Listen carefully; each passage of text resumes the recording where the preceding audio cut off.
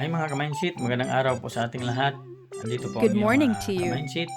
Good morning! May i-share po ako sa inyo ngayon tungkol po sa mattress, yung tinatawag natin na mattress ito po. Oh Pag my marumi po ang god. mattress natin, yung ginagamit natin sa kama, halimbawa po pag ito'y nasukahan or naihian ng mga bata or sakaling ito'y nabahaan or na ulanan dahil butas ang bubong natin or sakaling binaha. So may tatlo po tayong ingredients mga ka-mindset. Una po ay ang sodium chloride or chlorine liquid. Dalawang baso po ang ating gagamitin dyan, at ang pangalawa is ang ating liquid, dishwashing liquid na ginagamit tayo panghugas ng plato. Yun po ang panghugas ng pinggan sa kusina natin. So yan ang pangalawang ingredients. Ang pangatlong ingredients po mga ka-mindset, ito po ang soda, baking soda po. So yan soda po, may nakalagay soda. So yan po ang pangatlong ingredients po natin mga ka-mindset, at kailangan po nating ihalo sa lalagyan ito, yung i-spray natin dyan. So ito po ihalo po natin.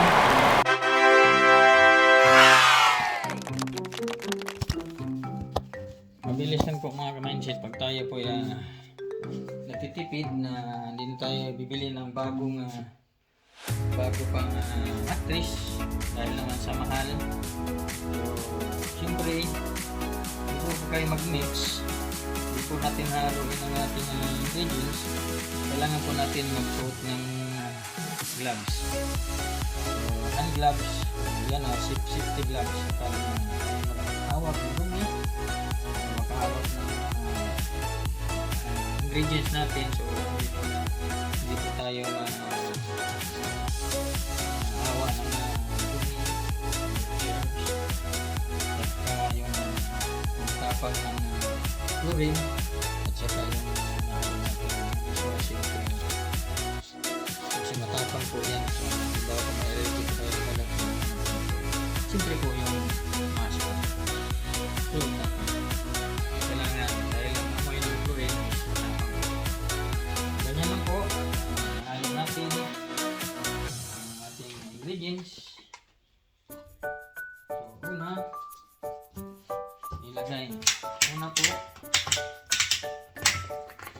ilagay po natin ang dito sa ihalo po natin, dalawang baso po yan, dalawang baso. So estimated po natin dahil ang dalawang baso ay hanggang dito po. So dito na level. So yan po, halo natin. Tapos ang pangalawa po yung dishwashing po natin.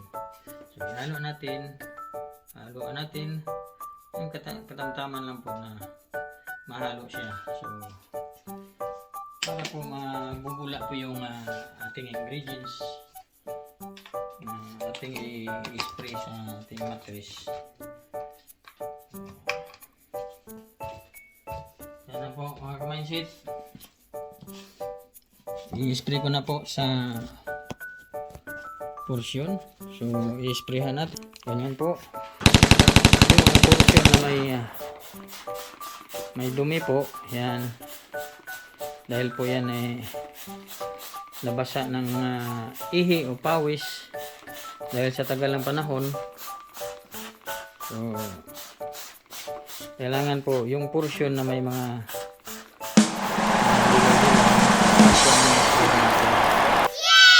para po ay tatanggalin yan ng ating hinahalo na ingredients. So, mga ka-mindset, so na-sprayhan na po natin lahat. So gagamitin po natin ngayon ang ating tatlong ingredients. Ito po ay ang baking soda po, baking soda. So yung baking soda po ang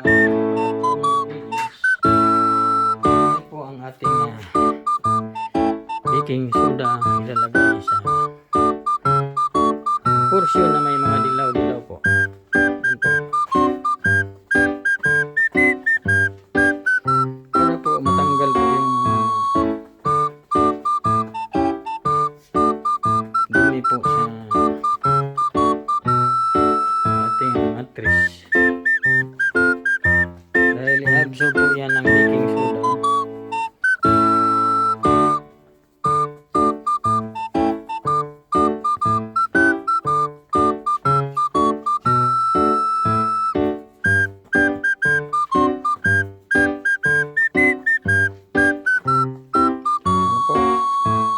Ubos na po ang ating baking soda.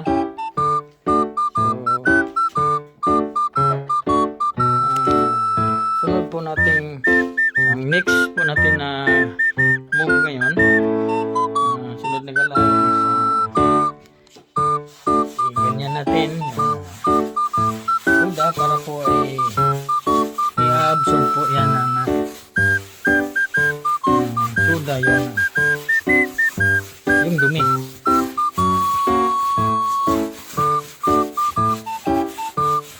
Kailangan po natin na magsuot ng mask mga ka-mindset dahil matapang po yung chlorine, liquid chlorine na nilagay po natin. So, sodium chloride po yun yung hinahanap natin dito. So, masakit sa mata dahil matapang ginagamit natin. So, kailangan po mga ka-mindset, i-open natin yung window natin para may ventilation po dahil sa matapang po ang ating soda na ginagamit. Ito po pinabuksan ko po ito dahil para ventilation po na magagalabas yung tapang ng amoy ng ating ingredients.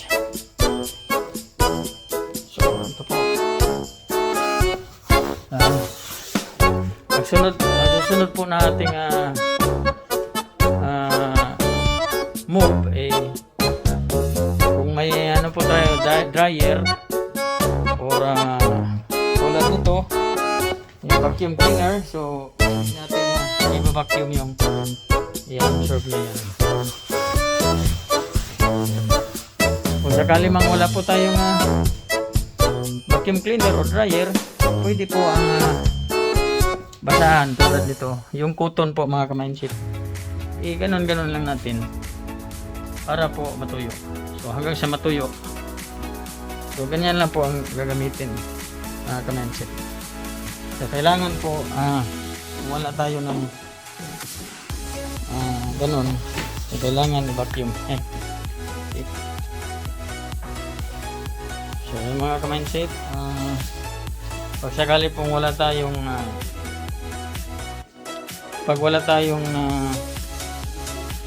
vacuum cleaner or dryer, kailangan po natin basahan o ibilad po natin sa araw sa labas, lalo na pag malakas ang araw, mainit masyado, so madali pong matuyo at yung mga dumi niya mawala yan dahil ina-absorb yan ng baking soda.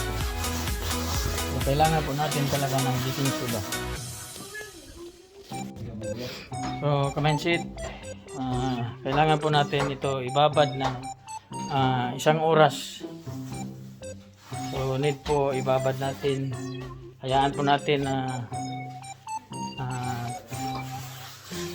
ibabad ng 1 oras yung baking soda at yung ingredients. So, after 1 hour, pwede na po natin i-dryer or i-vacuum.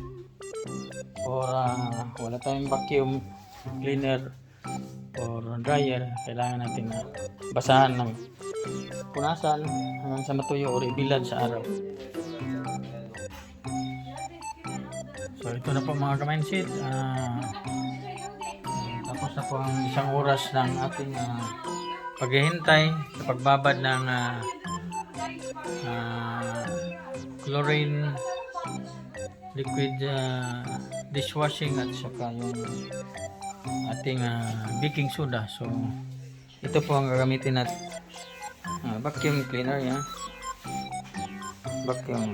So ito po gagamitin ko na po siya ngayon. So ito po mga ka-mindset, gagamitan na po natin ang vacuum. Ito po ang vacuum cleaner po. So ayan. po ay akin ang sasaksak na po yung nakasaksak na po ang vacuum cleaner.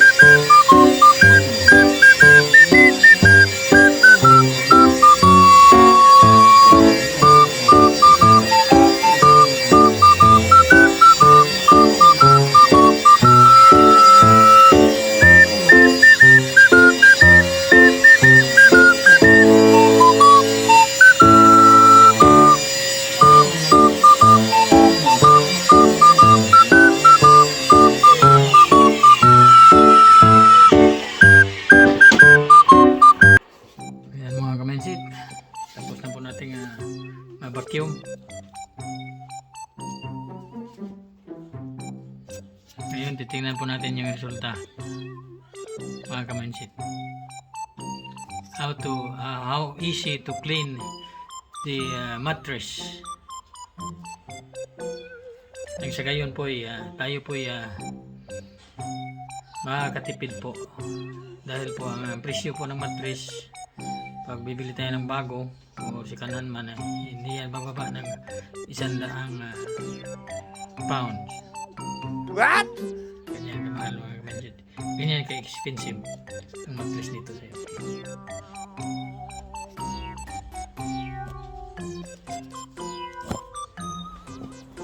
A few moments later. Ayan mga kamansit, ayos na po at malinis na po ang ating mattress. So pwede na po nating higaan dahil tuyong-tuyo na itong pagkatapos ng vacuum. So hanggang sa muli mga kamansit, maraming salamat po sa inyong pagsubaybay sa aking vlog. God bless us all. Bye bye.